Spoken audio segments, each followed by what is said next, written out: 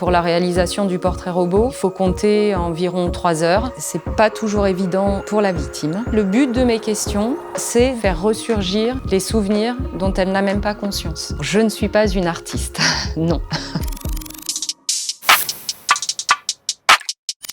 On est amené à se déplacer sur des vols à main armée, des séquestrations, des tentatives d'homicide, des homicides.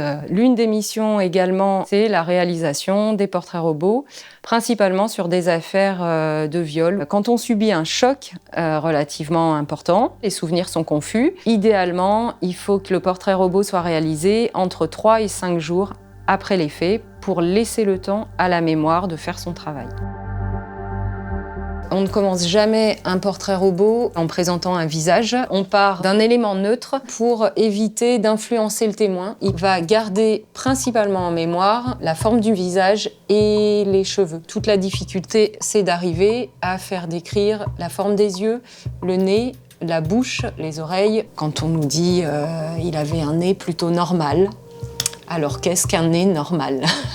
Les questions que je vais poser vont se situer autour de l'environnement dans lequel se trouvait la victime. Est-ce qu'il faisait jour? Est-ce qu'il faisait nuit? La température qu'il pouvait faire? Est-ce que c'était en extérieur, en intérieur? Dans quel état d'esprit elle se trouvait? En fait, le but de mes questions, c'est faire ressurgir les souvenirs dont elle n'a même pas conscience. Pour la réalisation du portrait robot, il faut compter environ 3 heures. C'est pas toujours évident pour la victime. On va insister sur des moments particuliers de l'agression. On se rend compte que plus le facteur stress est important au moment des faits, plus le souvenir est conservé et présent au niveau de la mémoire. À l'issue du portrait robot, la victime ou le témoin doit attribuer une note au portrait dans le but de noter la ressemblance du portrait robot. C'est pas une photographie, hein. Le portrait robot n'est qu'un élément à l'enquête et non pas une preuve scientifique en elle-même. Je prends pour exemple l'affaire Guy Georges. Les enquêteurs avaient que peu d'éléments d'enquête et ils sont partis dans une direction complètement opposée, notamment le type ethnique qui n'était pas du tout le bon. Alors, les portraits robots ne sont pas réalisés pour toutes les affaires. La limite, c'est principalement l'âge, les enfants qui restent dans un schéma très scolaire et qui ont envie de faire plaisir, et les personnes âgées. Avec l'âge, hein, on le sait, il y a des pertes de mémoire importantes. Au début du XXe siècle, les portraits étaient réalisés par des dessinateurs. Aujourd'hui, on n'a pas besoin d'être